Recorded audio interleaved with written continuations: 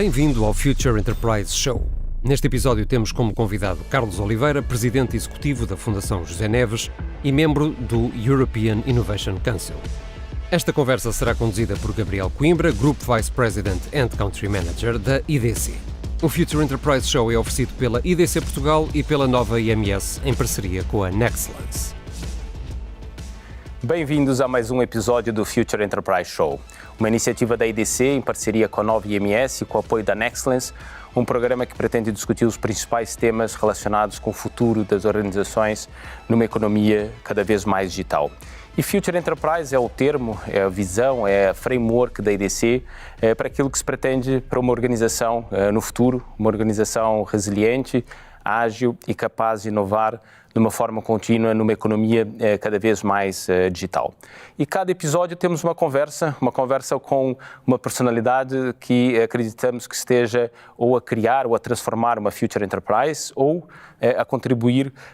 para esse ecossistema de transformação digital que necessitamos para, de fato, levar as nossas empresas ao nível acima. E hoje temos mais um convidado muito especial e é um convidado que eu não sei exatamente onde encaixá-lo, porque de fato já criou várias empresas, já contribuiu para a transformação de várias organizações complexas, o próprio Estado português, para a transformação do nosso ecossistema e tem vindo a contribuir, já contribuiu muito para a dinamização do nosso ecossistema, não só o ecossistema nacional, mas o ecossistema europeu, que se pretende que seja cada vez mais competitivo ao nível daquilo que é a economia digital. E temos hoje aqui o Carlos Oliveira. Carlos, muito obrigado pela tua presença. Tens aqui uma longa carreira, enfim, eu tenho até aqui cábulas para poder descrever aquilo que foi a tua evolução, mas eu lembro na altura quando inicialmente te conheci, estavas na Mobcomp, uma empresa na altura, no ano 2000, ainda falava-se pouco de mobilidade e já tinhas lançado uma empresa nessa área, que depois foi adquirida pela Microsoft. E pelo que eu percebi, depois disso tivesse algum tempo na Microsoft, mas depois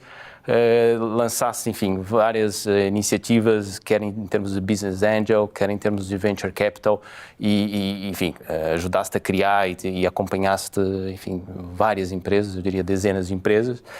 E depois, em 2011, foste apontado e tiveste ali 2 anos como secretário de Estado para o empreendedorismo, para a competitividade e inovação. E depois, quando saíste, lançaste a Startup Braga, que hoje, enfim, é uma das principais incubadoras em Portugal, e hoje tens aqui esse novo desafio, ou seja, és o presidente da Fundação José Neves. Enfim, todos nós, enfim, vimos aquilo que foi o percurso do José Neves com a Farfetch e aquilo que é a visão que ele tem da forma como vê o mundo, e portanto é fantástico, enfim, e vamos explorar um pouco e aprofundar um pouco o tema da Fundação, mas também és um dos 15 membros do Conselho Consultivo do Conselho Europeu de Inovação, da Comissão Europeia, portanto também tens uma visão muito abrangente daquilo que é a inovação, não só em Portugal, mas lá fora. Portanto, dito isso, antes de entrarmos na nossa conversa, eu queria perceber qual é o ingrediente para esse sucesso, ou seja, qual é a tua marca ou o fator, a qualidade que tu achas que mais influenciou de forma positiva essa evolução e essa tua carreira? Olá, Gabriel, é um gosto aqui estar e, de facto, conhecemos há muitos anos, no início de uma das minhas primeiras aventuras empresariais. Na altura não se chamavam propriamente startups, mas era o que, de facto, a Mobicomp era. Essa pergunta de qual é o ingrediente que eu mais valorizo, talvez, para aquilo que tenho conseguido ir fazendo, é sempre uma pergunta complicada, porque eu acredito que no fim do dia aquilo que conta é um conjunto de ingredientes, é também o contexto,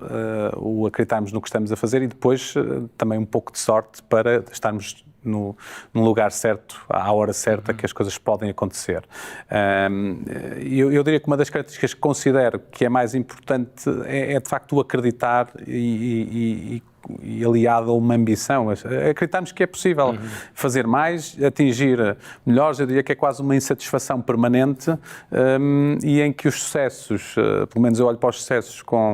rapidamente, correu como era esperado, perfeito, vamos para o próximo. Se não correr como era esperado,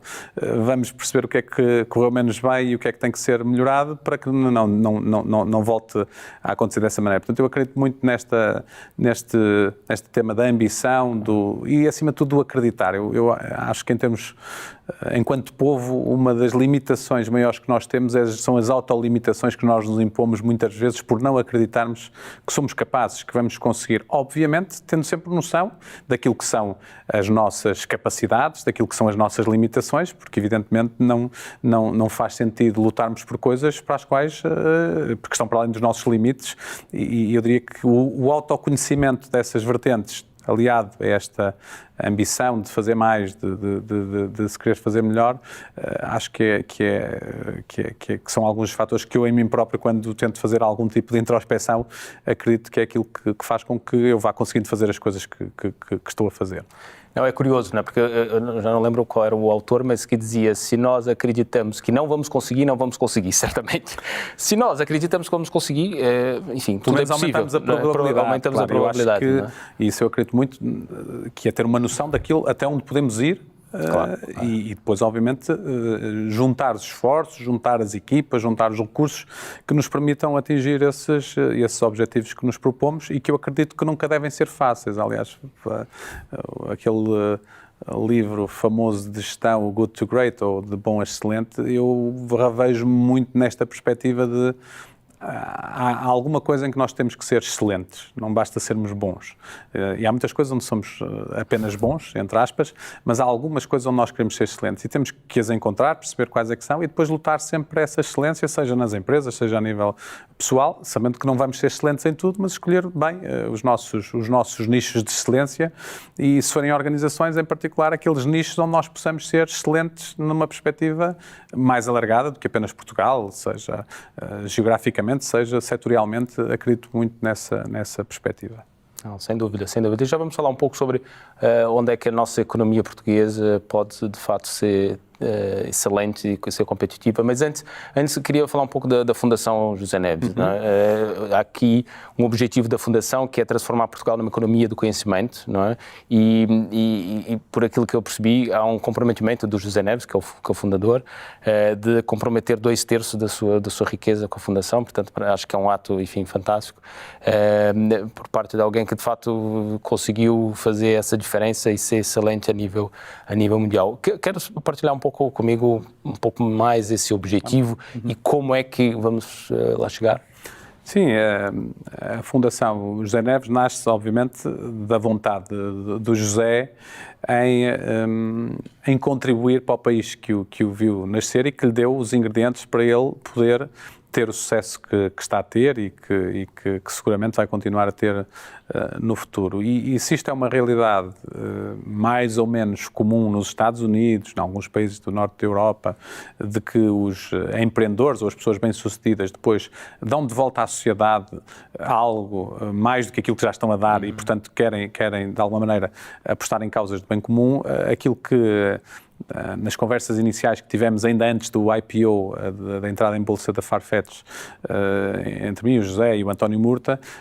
era muito esta vontade de José de apostar na educação, na aprendizagem ao longo da vida, nesta necessidade clara de se apostar em algo que pode ser mais transformacional no longo prazo da sociedade e do país do que, se calhar, em causas mais do dia-a-dia ou do curto prazo. E, portanto, então a Fundação nasce com esta visão até mais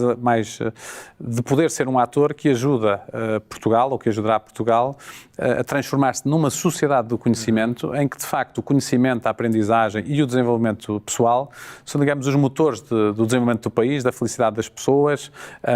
do crescimento da economia. Percebemos pessoas com educação, com mais competências, a fazerem coisas de que gostam, seguramente teremos melhores empresas mais produtivas, que exportam mais, que criam mais valor e, por consequência, é um país mais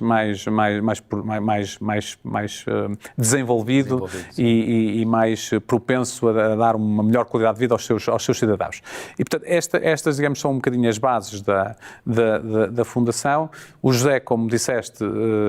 faz uma duas doação significativa, uma promessa de doação muito significativa, que é toda a riqueza que gerar ao longo da vida, 2/3 dela serão para a Fundação.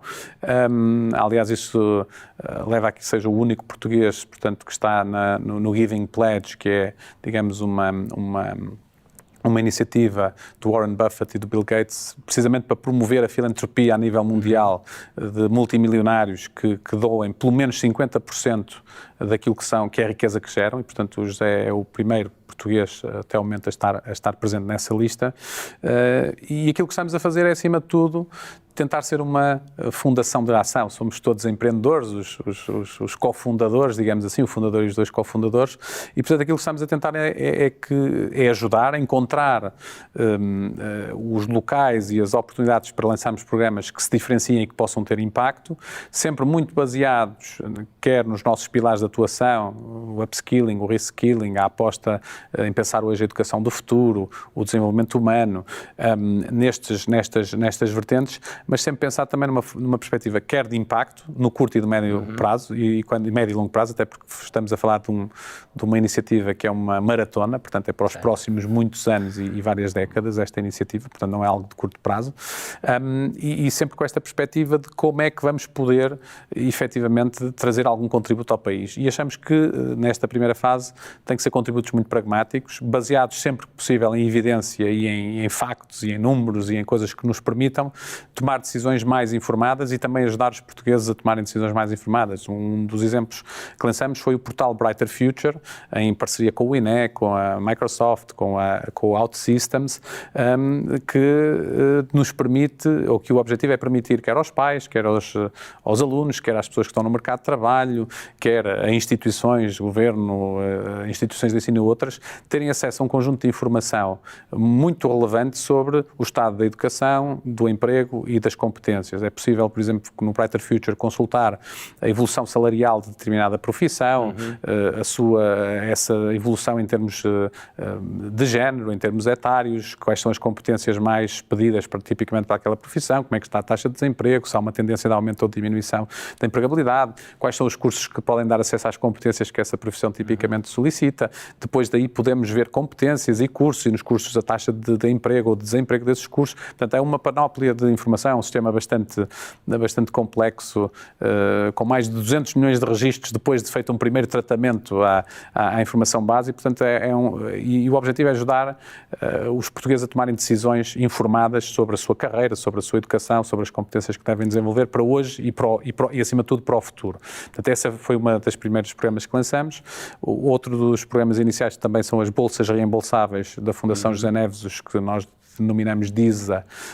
que são os Income Share Agreements, e que basicamente nós temos até ao final de 2022 5 milhões de euros de bolsas para colocar em portugueses que queiram estudar, seja porque querem fazer um mestrado ou um MBA, estão a entrar no mercado de trabalho, ou alguém que já está. Uma das nossas grandes apostas é a aprendizagem ao longo da vida, achamos que é fundamental para que o país se desenvolva, e portanto temos de hoje, desde pessoas com 20 e poucos anos até pessoas com 60 a fazerem formação já com o apoio da Fundação. É outro dos programas. Mais recentemente... Ou seja, essa bolsa está disponível para pessoas não só que estão a entrar ou estão a fazer o seu mestrado ou o seu doutoramento, mas ao longo da vida queiram fazer também... Exatamente, essa é uma das apostas. Portanto, é para pessoas que se calhar acabaram o curso superior ou outro tipo de formação e precisam agora de uma formação mais vertical, mais especializada, para lhe dar um conjunto de competências em cima desta formação mais horizontal, ou alguém que já está no mercado de trabalho e que precisa fazer uma requalificação e que pode ir fazer um curso de especialização ou o que for dentro daqueles cursos que estão nos nossos mais de 30 parceiros dentro de universidades e politécnicos e bootcamps. Temos exemplos fantásticos de pessoas da área de psicologia que vão fazer um bootcamp e neste momento estão a trabalhar em empresas de tecnologia, até pessoas que regressaram ao país mesmo em cima da pandemia, vindas de outros países e que pretenderam fazer alguma formação e que não teriam capacidade financeira para o fazer e que, portanto, recorreram à Bolsa da Fundação. E já agora, é algo muito simples, porque nós também, a nossa casa é no digital e, portanto, tudo isto, todas estas programas que nós lançamos têm sempre uma vertente forte digital. Por exemplo, a candidatura aos ISA, às Bolsas Reembolsáveis da Fundação José Neves, é toda feita em digital portanto, a resposta também é dada pelo mesmo canal. E mais recentemente lançamos outros programas, um que é o Estado da Nação sobre Educação, Emprego e Competências, que é um estudo aprofundado que liga estas três dimensões no país e que nos permite, para a própria Fundação, ter linhas de ação, e nós definimos um conjunto daquilo que acreditamos que devia ser a ambição do país para 2040, num conjunto de indicadores de educação, ligação educação, emprego e também a nível portanto, do emprego em si, do mercado de trabalho, e com isto conseguimos, para além de tirar conclusões e outros poderem tirar conclusões, acima de tudo, mostrar que tem que haver uma ambição de longo prazo para o país nesta matéria, para que um conjunto muito alargado de atores possam estar todos e cada um a fazer o seu trabalho, mas com um farol muito claro para onde o país deve ir, em termos de redução do número de pessoas com baixas qualificações, de adultos com baixas qualificações, até ao número até ao aumento dos jovens que terminam uma licenciatura e que têm um emprego imediatamente nos 3 anos que sucedem ao término dessa licenciatura, até termos um país que, do ponto de vista de emprego, entra no top 10 dos países em que o emprego abstrato, baseado em conhecimento e em tecnologia, está no top 10 dos países europeus e, portanto, temos um longo percurso pela frente e isto foi importante não só para nós próprios sabermos onde é que devemos atuar, mas também para contribuirmos para o país. E o outro programa também mais recente é um programa de desenvolvimento pessoal, chama-se 29K FJN, já agora o nome é interessante, 29K, porque é o número de dias, 29 mil dias, que em média um ser humano passa na Terra, e aquilo que aprendemos é ligar muito esta realidade do conhecimento com o mundo exterior, da ciência, do termos as competências para manipularmos e conhecermos o mundo e, portanto, podermos ter os nossos empregos, estarmos realizados, com outra parte que achamos que é fundamental, que é o nosso autoconhecimento, para que possamos ser seres humanos muito mais equilibrados, reagir às adversidades de uma forma que tenha menos impacto negativo e, portanto, esta ligação entre estes dois mundos é para nós muito importante e por isso lançamos esta aplicação com conteúdos totalmente em português. Temos desde o lançamento logo 5 empresas também que são parceiras e que adotaram a ferramenta para as suas próprias organizações, a Accenture, a própria Farfetch, a REN, a Abial, portanto, estas empresas ou outras se vão juntar e que o objetivo é que se possa ajudar portugueses portanto, a não terem... A se conhecerem melhor e a gerirem melhor toda a vertente emocional. Acho que por isso é que no evento anual da Fundação trouxemos e convidamos o professor António Damasio, precisamente que faz muito bem esta ligação entre o conhecimento, o mundo racional e depois o mundo das emoções e o mundo dos sentimentos e como é fundamental estas duas coisas funcionarem articuladamente para podermos ser seres mais completos, mais equilibrados e passarmos melhor estes tais 29 mil dias que estamos aqui pela Terra. Pois, eu nunca tinha pensado assim nos 29 mil dias, enfim, já olho um pouco para aquilo que é a semana, né, os 168 horas, mas nunca tinha pensado assim, portanto, é uma boa forma de também pensarmos aquilo que é assim, o valor de cada um dos dias, claro. Né, e conseguirmos vivê-lo e sermos capazes de ter o tal self-awareness e nos conhecermos e conseguirmos depois construir sobre isso. Aproveitar os dias ao máximo e construir um dia da manhã melhor, né, de criar esse equilíbrio. E há daí o tema das competências e das profissões é fundamental. Há aqui uma diferença grande daquilo que são as profissões e as competências, não é? Ou seja, há muitas profissões e há muitos estudos que dizem que daqui a 10 anos as profissões que vierem a existir, ou seja, ou melhor, as profissões de hoje, 90% vão desaparecer e vão dar origem a outras profissões. Como é que vês isso e quais é que são as competências que tu consideras fundamentais para nós estarmos preparados para aquilo que sabemos que não sabemos? Não é?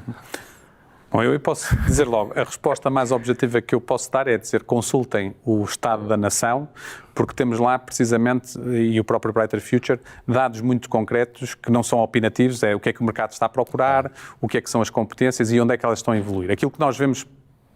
claramente na evolução do mercado de trabalho em Portugal na última década é que de facto está-se a criar muito mais emprego em áreas mais ligadas ao conhecimento, aos serviços e áreas menos automatizáveis do ponto de vista da robótica, porque se pensarmos na automatização em termos de inteligência artificial aí já poderá ser um bocadinho distinta, mas são áreas mais intensivas em conhecimento e portanto áreas supostamente que ajudam a que o país se desenvolva e que se possa ter profissões mais avançadas e o Estado da Nação também revela revela que a análise crítica, o pensamento matemático, um conjunto de competências, muitas vezes que são associadas a mais soft skills, que nós designamos mais por competências transversais, vão ter um valor cada vez maior, porque do ponto de vista até dos empregadores, cada vez mais os cursos, sejam eles de ensino superiores, politécnicos ou outros, são vistos como as pessoas que lá saem todas mais ou menos com aquelas competências, independentemente se tiver uma nota muito alta ou uma nota média, e portanto aquilo que as diferencia são precisamente as outras competências que elas vão trazer e que vão desenvolver, porque também muitas vezes há esta ideia de que as pessoas têm que sair da sua formação inicial já com um conjunto de competências, e isso não é realista. Portanto, essas competências vão se desenvolvendo com a experiência. Mas, portanto, eu posso dizer que, de um ponto de vista mais objetivo, recomendo uma leitura de estudo e do próprio Brighter Future, porque mais do que sermos diretivos e dizer são estas competências ou aquelas, estão lá dados sobre aquilo que se procura e aquilo que é valorizado. Numa questão mais de projeção a médio prazo, o que é que vai ser relevante? Bom, eu diria que podemos ter as nossas opiniões e, obviamente, o digital está a ter e a tomar conta das nossas vidas. Já agora, muitas vezes eu acho que se está a usar muito mal a palavra ou a frase ou a designação transformação digital. Muitas vezes está a associar-se demasiado à aplicação de tecnologia, quando isto é algo muito mais integrado em termos de processos, de organização, de uma orientação para o cliente e, portanto, de uma visão muito integrada em que a tecnologia é só, digamos, um dos pontos que é um enabler para que depois seja possível ter esta nova abordagem. Portanto, acho que muitas vezes está-se a olhar muito para o ângulo da tecnologia e a supervalorizar essa tecnologia, quando a tecnologia deve ser só, precisamente, o habilitador ou o acelerador dessa transformação mais, seja dos modelos de negócios, seja da própria orientação ao cliente, seja da forma de chegar ao mercado. E, portanto, acho que esse é um tema de facto, muito relevante, mas nós não podemos cingir-nos a estes temas ligados à transformação digital, porque há áreas que vão ser muito importantes, provavelmente terão que ter alguma evolução também na sua forma de aprendizagem e na sua maior orientação às necessidades do mercado. Eu diria, áreas ligadas com as ciências sociais, que normalmente são vistas como de menor relevância, um psicólogo que esteja numa empresa a fazer um produto de software, ou a ajudar a fazer um produto e a pensar um produto de software, vai de certeza ajudar que neste pensamento e nesta interseção de conhecimento com engenheiros, com marketeers, o produto saia com uma perspectiva humana muito mais clara. E, portanto, nós precisamos é que se comece, por um lado, as empresas a valorizarem este tipo de competências, este tipo de perfil, e, por outro lado, também que o sistema de ensino responda, alterando e evoluindo os currícula destas áreas de ciências sociais, seja sociologia, psicologia e muitas outras, mas para dar bons exemplos que eu acho que nós só temos a ganhar enquanto indústria, enquanto país, se estas pessoas forem, trouxerem o seu conhecimento e o seu background, que é diferente de um engenheiro, é diferente de uma pessoa de gestão, para estas discussões e para a formação destes produtos e até para o desenvolvimento dos modelos de negócio e as formas de interação, de suporte a cliente, e, portanto, acho que há aqui uma enorme oportunidade. Agora, de facto, há depois aqui algum desalinhamento grande em termos daquilo que os currículos de formação de muitas destas áreas depois não preparam as pessoas minimamente para realidades empresariais que são distintas daquilo que é, se calhar os psicólogos são treinados essencialmente se vão trabalhar para empresas para estarem na área de recursos humanos, mas há muitas outras oportunidades e, portanto, eu acredito que há aqui temos que ter aqui uma visão integrada da medicina, à psicologia ou às ciências sociais, a todas as áreas. Vai haver competências que vão ser sempre necessárias e conhecimentos que vão ser envolvidos. Relativamente à questão de vão-se perder não sei quantos milhões de postos de trabalho e vão-se ganhar outros, eu diria que muitas dessas frases, e eu diria que talvez o World Economic Forum tenha sido o primeiro a lançar aí um grande alerta, tem um objetivo de nos acordarem para a problemática. Eu diria que nós vivemos num mundo, tudo isto já aconteceu. A grande diferença é que aconteceu a um ritmo a uma velocidade muito mais lenta. E eu acho que o nível de preocupação que nós temos que ter enquanto sociedade é que a velocidade agora é tão grande que muitas das nossas instituições e organismos não estão preparados para responder a essa velocidade.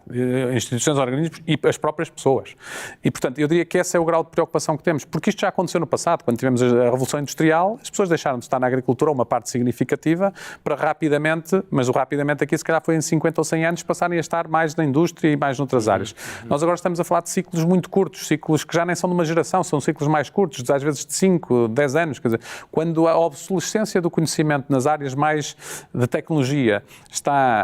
o raço de obsolescência do conhecimento está na casa dos 33% ao ano, quer dizer que ao fim de mais ou menos 3 anos esse conhecimento já não é válido e, portanto, as pessoas têm que adquirir continuamente conhecimento e já agora não é só nas áreas de tecnologia, é em todas as áreas. Por isso, aquilo que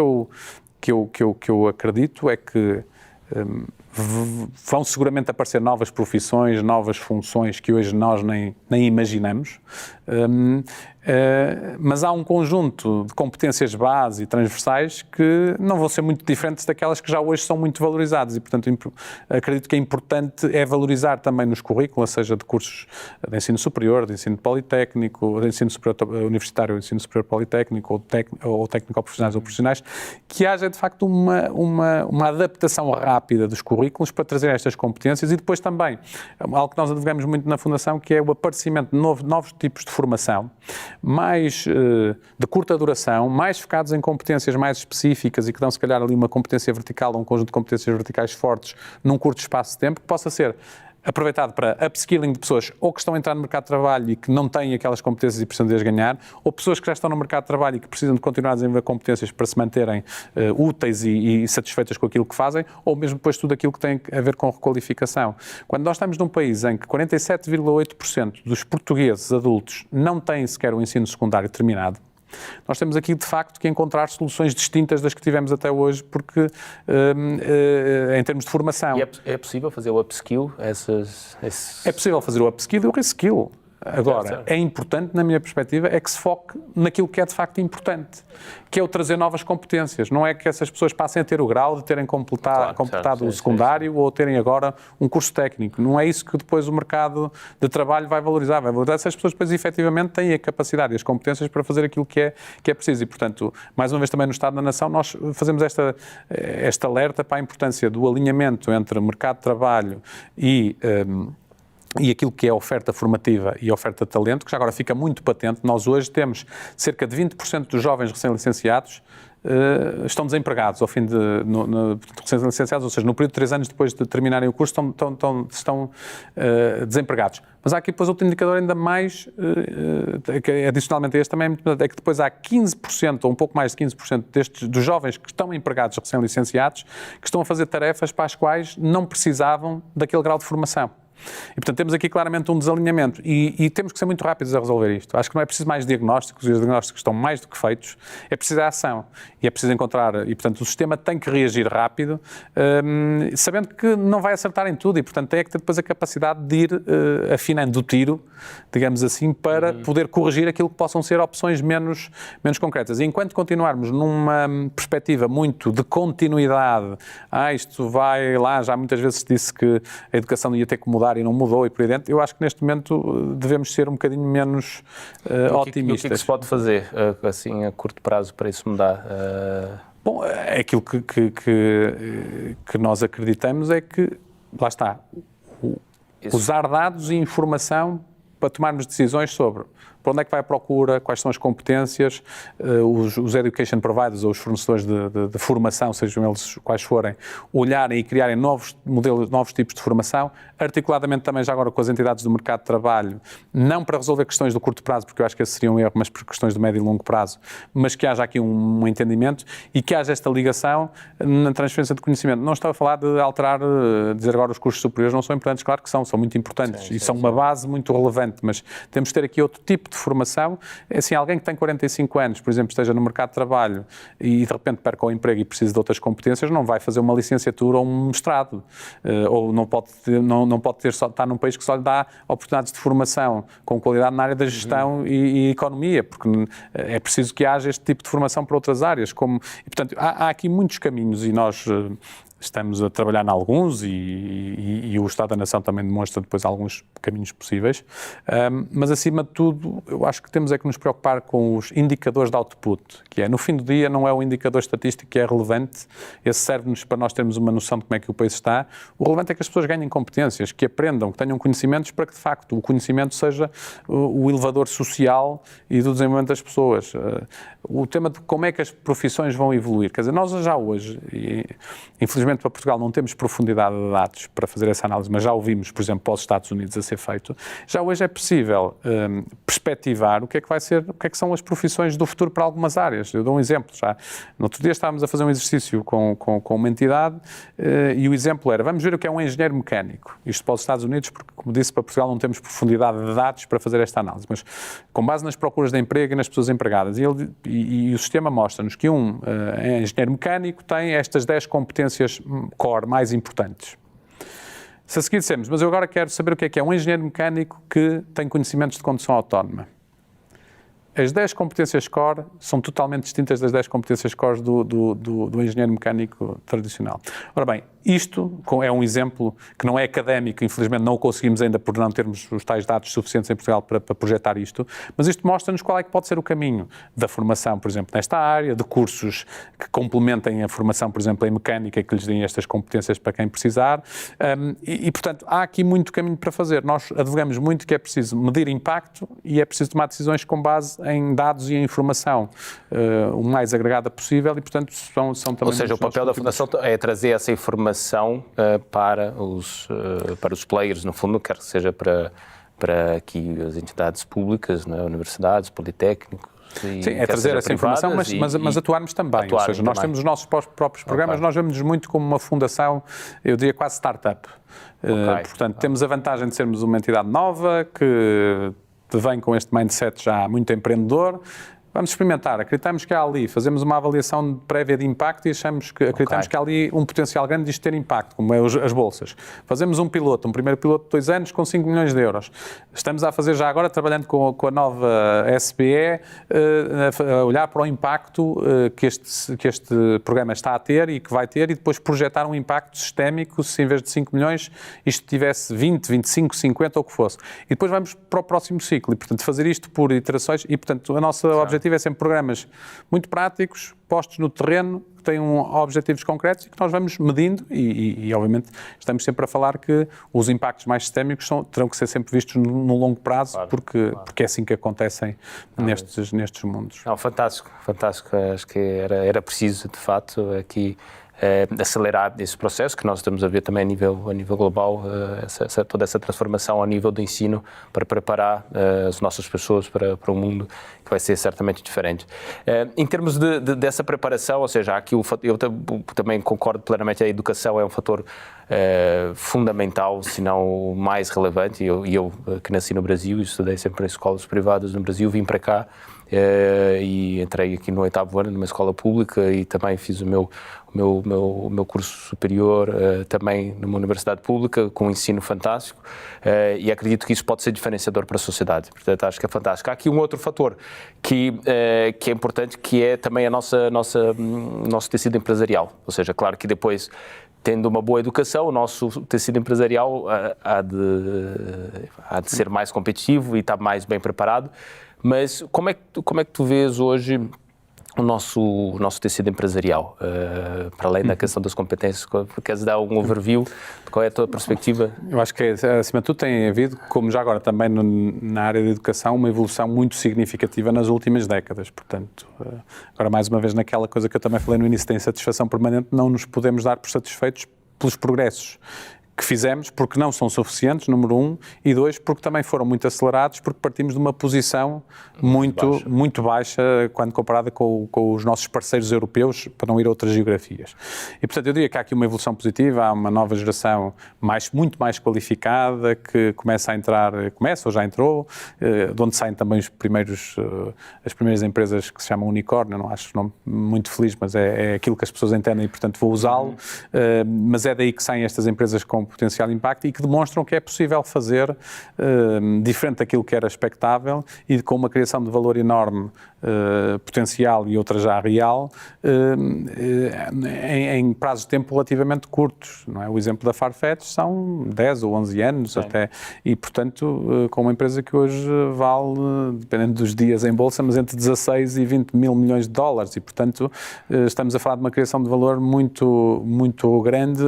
comparado àquilo que estamos habituados num curto espaço de tempo, como são o caso da OutSystems, da Fitsai, da Talkdesk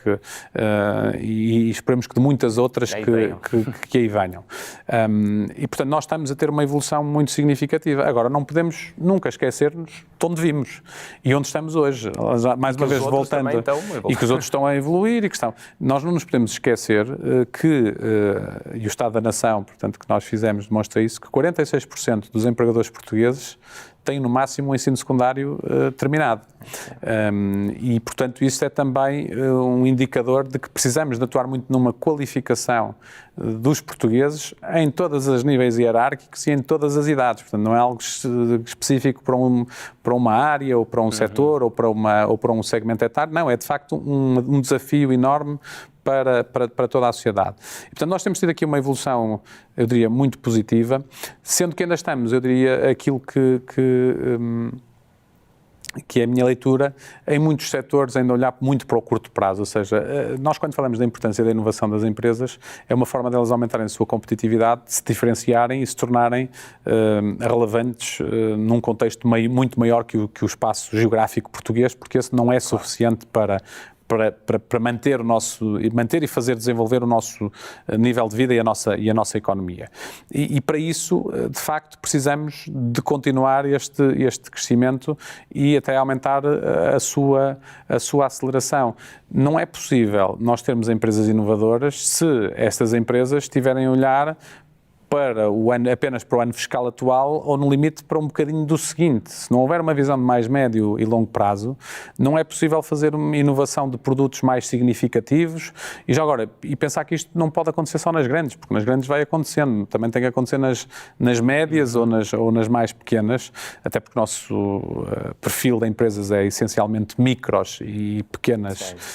empresas, nem sequer é médias, é pequenas, e mesmo as nossas grandes são médias, a nível europeu, pelo menos. E, portanto, nós temos esses grandes desafios pela frente. Portanto, o progresso tem sido positivo, mas temos que continuar a desenvolver, e uma parte significativa passa por formação, conhecimento, trazer os jovens muito qualificados para estas empresas, poder olhar para além, capitalizar as empresas. Portanto, eu diria que só empresas capitalizadas é que também podem ter o descanso, entre aspas, de poder estar a olhar para períodos mais longos que para além do ano fiscal em questão, e se vão fechar os números, para poderem também decidir investir em inovação, em conhecimento, num período mais longo. E aqui estou-me a referir à generalidade das empresas, porque obviamente há muitas empresas que fazem isto em setores mais avançados, de tecnologia, porque de outra maneira também não existiriam se não fosse essa a realidade. Mas de uma forma mais geral, eu diria que só teremos empresas mais competitivas e mais exportadoras se tivermos mais conhecimento, mais inovação. Claro está que continua. Isto não quer dizer que depois não seja preciso existirem micro e pequenas empresas, micro ou pequenas empresas, precisamente, que nunca vão exportar. E não tem mal nenhum, porque elas são precisas para que haja mais investidores em Portugal, para a economia local, para suportar todos esses negócios e, portanto, trabalham em ecossistema, digamos assim, e, portanto, haverá sempre espaço para essas empresas e que têm um papel fundamental e muito importante na sociedade. Depois teremos um outro grupo, que são aquelas que mais ajudam ao crescimento e desenvolvimento do país, porque são aquelas que geram mais impacto no PIB, que geram mais impacto no emprego e esperemos cada vez mais emprego mais qualificado e com melhores remunerações para o país se poder desenvolver. Carlos, vou fazer uma pergunta difícil, que é, se fosse o Ministro da Economia, qual era a medida com mais impacto que tomaria para ajudar, no fundo, as empresas a serem mais competitivas? Certamente a tua visão não vai ser só competitivas a curto prazo, que eu percebi que és uma pessoa que de facto tem uma visão, consegue ver os segundos e os terceiros impactos e olhas aqui ao horizonte lá no fundo e, portanto, qual é a medida que tomarias? Assim, aqui, acima de tudo, não como qualquer cargo público, mas enquanto português, aquilo que mais me preocupa no país é, de facto, fazermos as reformas estruturais que permitam fazermos saltos qualitativos elevados e diminuir aquilo que são hoje os déficits da nossa economia e das nossas empresas. Eu acho que tudo o que possa ser feito que traga mudanças estruturais é fundamental e estamos num momento importante, até por todo este contexto pós-pandemia e até com alguns instrumentos que em termos de financiamento vão permitir fazer investimentos, mas a minha grande preocupação seria sempre essa: como é que nós aumentamos a competitividade reduzindo aquilo que são muitos dos desafios e déficits estruturais que nós temos ao longo de décadas e que não têm sido tratados, e são muitos, e, portanto, mas eu acho que aqui há que escolher alguns. Aquilo que me preocupa mais é se não houver, digamos, uma atuação mais estrutural. porque tudo aquilo que é passageiro, infelizmente, se nós olhamos para o crescimento de Portugal nos últimos 20 e tal anos, que é anémico, aliás, acho que não podemos sequer falar quase de crescimento, quer dizer, demonstra que não tivemos aqui uma linha condutora de alterações e de mudanças estruturais naquilo que o país mais precisa para podermos ter, porque já percebemos que não temos um déficit de pessoas inteligentes e qualificadas que fazem bom trabalho. Aliás, vemos muitas multinacionais a atuarem em Portugal, geridas por portugueses, fora que têm performances extraordinárias. E, portanto, mas temos que atuar nos déficits e aí são tantos, mas eu não me atreveria aqui a avançar com um. Diria que é assim, acho que como português aquilo que me preocupa é aquilo que se possa fazer que altere de forma substantiva e que corrija déficits estruturais do país e que nos permitam... Já sabemos que uma delas é a educação, certo? Sem dúvida. Essa é fundamental. E essa é de médio e longo prazo, certo. E essa é fundamental. Certo. Muito bem. Estamos aqui já perto do fim. Um comentário em relação ao ecossistema de startups. Já falaste um pouco também sobre ele, mas como é que tu vês? Enfim, tu lançaste várias empresas, a tua primeira vendeste à Microsoft. Portanto, como é que tu vês o ecossistema? Depois fosse também secretário de Estado numa altura em que nós começamos a ver de facto o início desse ecossistema de startups e que de facto lançaste a Startup Praga e portanto acho que se calhar 10 anos atrás tínhamos quase nada, não é? E conseguimos rapidamente. Como é que tu vês hoje? What's next? O que é preciso aqui para... Eu acho que essa é a pergunta certa. É o que what's next? Ou seja, esta última década, ou estes últimos 11 anos, se quisermos, não estou aqui a puxar nenhuma brasa à sardinha nem aquilo que eu fiz, mas eu acho que esta última década houve de facto aqui uma evolução importante no ecossistema que começou a desenvolver-se, a ter instrumentos de capital de risco, seja públicos para onde há falha de mercado, seja privados, a ter mais startups, a ter exemplos destas tais empresas que demonstram que é possível a partir de Portugal ou nascerem em Portugal e depois localizarem-se noutras regiões, mas tendo grande parte do emprego em Portugal e do conhecimento em Portugal, terem um impacto enorme. Também uma enorme atração de investimento muito qualificado que veio para o país e que demonstra que temos os tais recursos humanos que são valiosos e o talento que é valioso para muitas empresas nacionais e internacionais. Mas eu acho que nós estamos noutra fase, ou seja, nós estamos a fazer uma transição em que foi importante preocupar-nos muito com criarmos startups, porque não existia muito esse conceito. Eu, quando criei a minha primeira empresa, não se falava de startups em Portugal, nem havia mecanismos de apoio, nem era suposto, não estávamos aí ainda. E houve uma necessidade de fazer, de trazer essa mensagem, a importância do poder fazer, do poder aprender com as startups e fazer, mas o fim, e eu acho que essa é que é a evolução que é preciso fazer, é que o fim em si mesmo não é criar startups. O fim em si mesmo é criar projetos empresariais que tenham impacto na economia, que criem emprego, que criem exportações, que gerem, que ajudam o país a desenvolver-se. E as startups têm que ser vistas como, na minha perspectiva, como um estágio passageiro e que depois, como é normal, algumas ou muitas vão falhar, algumas vão se desenvolver a ritmos mais pequenos e vão ser negócios mais lifestyle, não há mal nenhum nisso, e algumas outras vão ter que suceder e ser grandes negócios. E, portanto, eu acho que nós precisamos de projetar agora a próxima década, e acho que estamos num bom momento para o fazermos, de definirmos onde é que Portugal deveria estar em 2030, por exemplo, neste ecossistema, já não só de startups, mas também de scale-ups e de empresas que têm impacto na economia, baseadas em conhecimento, muito mais baseadas em tecnologia, que é disso que no fim do dia, quando falamos de startups, estamos a falar, e como é que Portugal tem os enquadramentos, ou seja, mais uma vez, às questões estruturais, que nos permitem sermos apelativos para desenvolver a partir de Portugal estas empresas, mas também para atrair outros a virem desenvolvê-las a Portugal e podermos com eles também aprender a fazer coisas que às vezes temos mais dificuldade, como é que se vende bem, como é que se cria redes internacionais e se entra em mercados e como é que as empresas escalam para dimensões que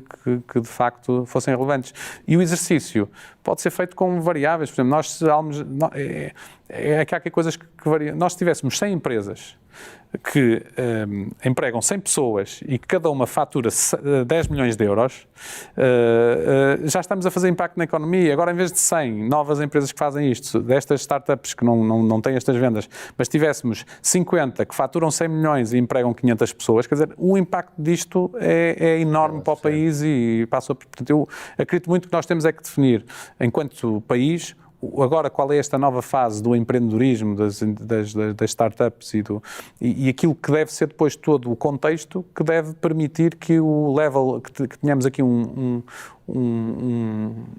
playing field, um campo de batalha de empresas que seja competitivo, que não tenha os tais déficits estruturais que fazem com que depois muitas empresas tenham que se mover até as suas sedes para outras geografias, independentemente disso continuar a ser bom para Portugal, porque tem cá a grande parte do seu emprego, mas como é que nós resolvemos essas questões? E, portanto, eu acho que estas é que são as questões certas e mais estratégicas, mais do que se calhar estar-se a pensar numa evolução mais apenas na continuidade do que foi feito. O que foi feito foi importante para chegarmos onde estamos hoje, mas devemos hoje projetar aquilo onde queremos estar daqui a 10 anos e acho que esse exercício que é um bom exercício. Continuar a alimentar esse ecossistema, mas de facto preparar no fundo a nossa economia para de facto ser capaz de receber e continuar a ter empresas competitivas a nível global, independentemente do seu setor, da sua escala. Sim, e que acima de tudo sejam empresas em setores transacionáveis, isto é, que haja transação de bens ou de serviços, não é? Porque a grande parte da nossa economia nas últimas décadas, e se olharmos para o nosso PSI 20, grande parte das empresas que lá estão, senão a grande maioria, são empresas de setores não transacionáveis, portanto e isso é um dos déficits também da nossa economia em termos de crescimento, quer dizer, se nós estamos muito dependentes do mercado interno, e felizmente essa foi uma das grandes evoluções, o peso das exportações em percentagem do PIB aumentou muito, mas temos que continuar a crescer e isso só se fará com um aumento de empresas que possam exportar e, acima de tudo, também empresas que possam exportar em setores cada vez mais inovadores e mais tecnológicos e quando falo, pode ser no têxtil, pode ser no calçado, porque não há aqui, mas que tragam essa inovação e para aumentar a sua competitividade. Eu tinha aqui uma pergunta que era se havia algum segmento, algum setor, mas já percebi que são, no fundo, um setor economia transacionável com áreas de grande conhecimento e tecnologia, certo? Sim, independentemente do Eu tenho muita dificuldade em ser diretivo e dizer é aquele setor ou é aquele outro. Quer dizer, nós podemos dizer, olha, Portugal tem tido sucesso nestes e tem talento e recursos para ter mais capacidade nesta ou naquela área do que outras, e há aqui áreas onde nós não temos os ingredientes para ter sucesso. E, portanto, acho isso... Bem, agora dizer, é nestes e nestes que vamos apostar, acho que isso já se provou que não dá bons resultados. Portanto, esse trabalho deve ser deixado aos empresários, aos empreendedores, para decidirem investir onde quiserem, e devem ter as condições de partida que lhes permitam não estarem preocupados nem com burocracia, nem preocupados com coisas que não devem estar, e focados no seu negócio e em desenvolver e fazer crescer o seu negócio. Certo. Bem, esperamos que sim, que seja a próxima década consigamos dar esse salto. Para terminar, Carlos, podíamos estar a falar aqui muito mais sobre o tema das startups e o tema de como criar, de fato, empresas competitivas e passarem para essa fase de criar valor para a nossa economia, mas vamos ter que terminar e há aqui duas questões que nós colocamos sempre e a primeira, eu acho que de alguma forma tu já respondeste, eu sei que tu tens uma filha, sei que ainda só tem 11 anos e ainda não está, se calhar... Já tem, não só tem, já tem. É verdade, já tem, eu também tenho uma, portanto já tem. Mas se calhar ainda não está a pensar propriamente no seu curso superior, mas quais é que são os conselhos que dás? Certamente há muitas pessoas a pedirem-te conselhos e a Fundação faz isso também. Conselhos é que dás para quem está a entrar na universidade ou no mercado de trabalho? Bom, o primeiro conselho que eu dou normalmente à minha filha, mais conselho até, às vezes é recomendação, ou é não se dramatizar. E em particular, de facto o mundo está a evoluir a uma velocidade muito grande. Eu tenho tido muitos contactos de amigos que agora por estar com a Fundação e termos acesso a esta informação, vem pedir, o meu filho agora vai para a universidade, está muito estressado, o que é que vai escolher? Aquilo que eu digo é, a primeira coisa é assim, nós estamos num mundo muito diferente de quando nós entramos, eu entrei para a universidade, quando tu entraste, que já era muito diferente de quem o fez anteriormente, em que as nossas escolhas já não são determinantes para o resto da vida. Vamos evoluindo. Vamos evoluindo. E se as pessoas, ao escolherem um curso ou uma área de formação, não quer dizer que vão fazer aquilo para o resto da vida. Tenham a vontade e a capacidade de perceber que não estão bem, que querem evoluir e que querem mudar. E eu acho que esse é E a mesma coisa quando vão para o primeiro emprego também. Estou muito... Se devo ir para aqui ou para ali. Aprende, aproveita esta oportunidade para te desenvolver as competências e de estar atento. Acho que o acomodar é que não pode acontecer, porque aí é que seria... Portanto, eu diria que o não dramatizar, o perceber outra coisa, que ainda continua a haver muito esta coisa, as notas. As notas, obviamente, são importantes, eu diria que não é pelo valor absoluto, é pelo valor comparativo e relativo da coisa. E perceber se estamos a adquirir os conhecimentos que são supostos a adquirir. Hoje eu não sei se há algum empregador que pergunte com algum objetivo de seleção qual é a nota que uma determinada pessoa teve para decidir se ela vai ou não entrar numa empresa. E, portanto, eu acho que cada vez mais se olha para quem traz uma formação de base, seja de um curso superior, seja de um curso técnico, os empregadores assumem que aquelas pessoas vêm com um conjunto de conhecimentos, é quase uma commodity. Sim, e é isso que é preciso perceber. O que diferencia essas pessoas são as tais outras competências, mais transversais, muitas delas digitais, que essas pessoas e outras de conhecimento, de trabalhar na equipa, de comunicação, de liderança, dessas coisas, muitas vezes a capacidade de agir e de empreender, mesmo que seja para trabalhar dentro de outras grandes ou médias empresas, e portanto esse tipo de competências é que tem que ser desenvolvidas, e portanto uma das coisas que eu que valorizo e que vejo a minha filha fazer, e até na escola em que está, são também essas atividades que muitas vezes não têm diretamente a ver com a aquisição de competências ou de conhecimentos hard,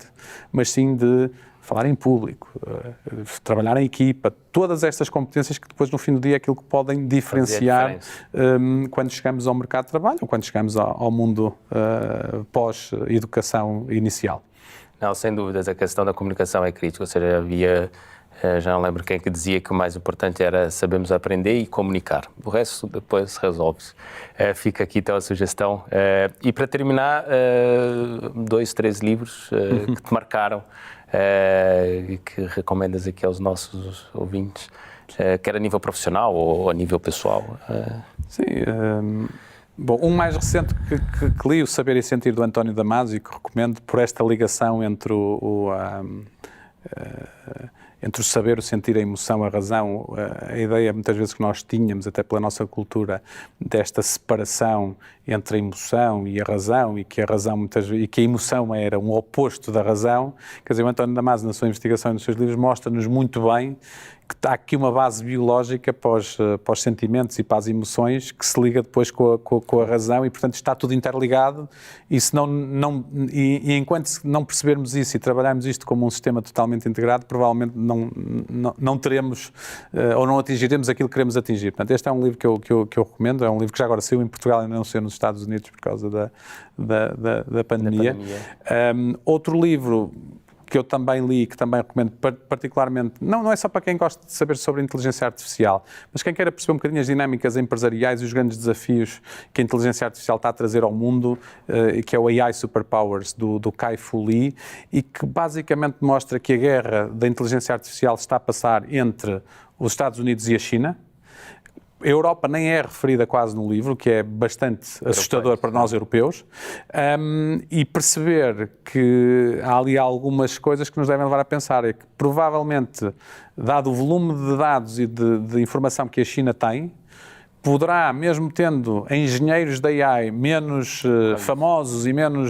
com uma formação menos poderosa que se calhar nos Estados Unidos, ter mais sucesso porque tem mais dados para trabalhar e para fazer os sistemas aprender. Portanto, é um livro bastante interessante nessa perspectiva. Para terminar, outro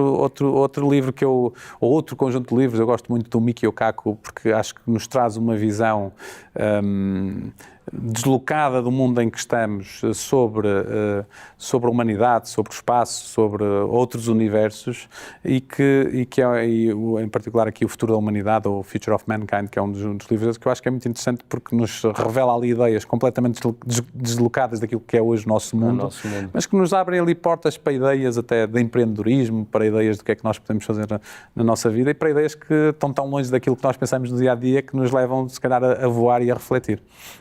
Muito bem, Carlos, uma conversa fantástica, ficávamos aqui acho que mais 1 hora a falar sobre esses vários temas, enfim, acho que foi interessante ver um pouco aquilo que foi também a evolução da tua carreira e teres essa experiência, quer como startup, quer como secretário de Estado e ligado agora ao Conselho Europeu, ligado à inovação e agora a uma fundação preocupada com aquilo que é de facto o conhecimento e que de facto é o diferenciador e cada vez mais o diferenciador nessa economia cada vez mais digital. Portanto, foi ótima conversa, muito obrigado. Obrigado, João. Muito obrigado. E assim terminamos mais um episódio do Future Enterprise Show. uma iniciativa da IDC em parceria com a 9IMS e com o apoio da Nexcellence. Muito obrigado e até breve.